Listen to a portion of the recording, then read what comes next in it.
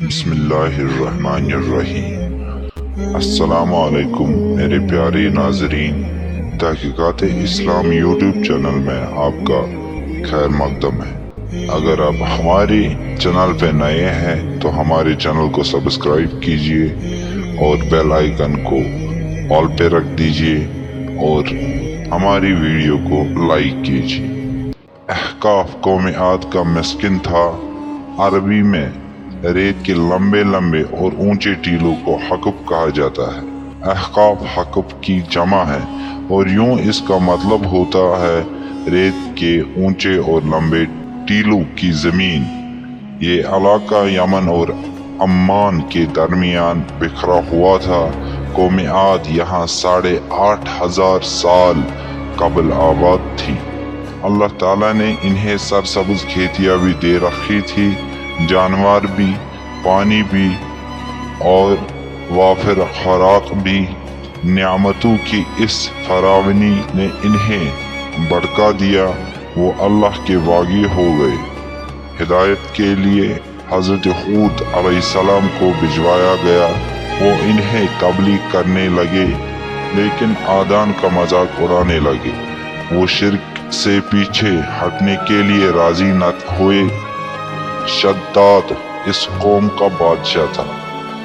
یہ 2 بھائی تھے، شدید اور شداد۔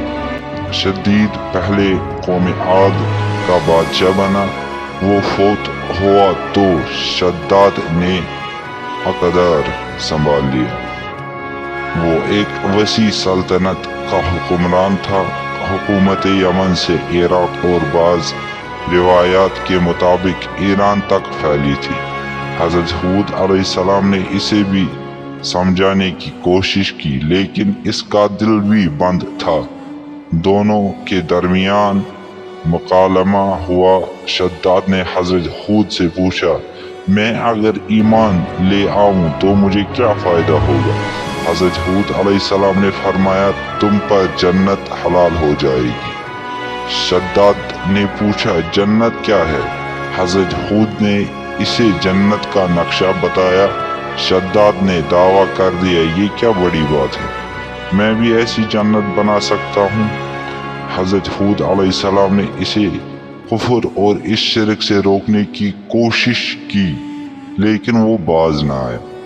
اس نے سلطنت کے تمام بڑے معمار اکٹھے کیے اور احقاف میں حرم کے مقام پر 20 کوس لمبی اور چوڑی جنت بنوانی شروع کر دی۔ جنت میں سونے اور چاندی کی اینٹیں لگائی گئی اور جواہرات بھی لٹکائے گئے۔ اس نے شہد، دودھ اور پانی کی نہریں بھی روا کر دی اور دنیا جہاں کے درخت یعنی دنیا بھر کے درخت، پودے اور پھول بھی لگوائے۔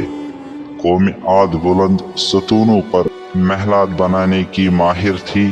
شداد نے فیصلہ کیا تھا کہ وہ جنت کی تکمیل کے بعد اس میں قدم رکھے گا۔ استغفر اللہ۔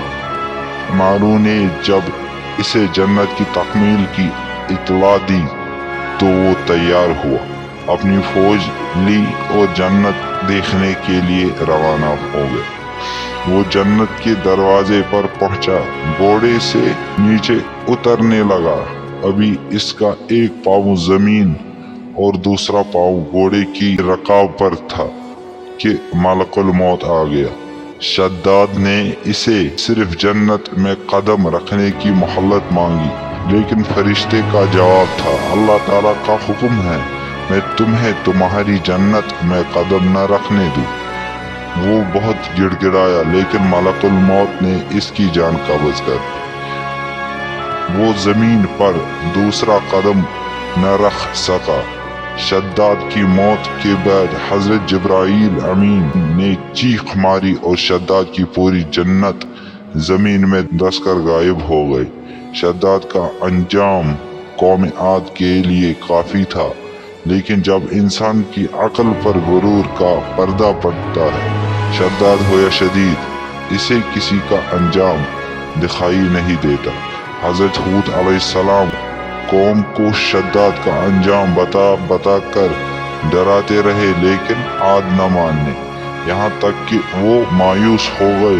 اللہ تعالیٰ نے انہیں ساتھیوں کے ساتھ علاقے سے نکلنے کا حکم دیا اور وہ قوم کی آخری بار سمجھا کر احقاف سے نکل گئے۔ اللہ تعالیٰ نے اس کے بعد عاد پر خوفناک آندیاں مسلط کر دی۔ وہ آندیاں 7 راتیں اور 8 دن چلتی رہی، یہاں تک کہ پوری قوم اپنے بلند ستونوں اور سونے اور چاندی کی عمارتوں سمیت زمین میں دفن ہو گئی۔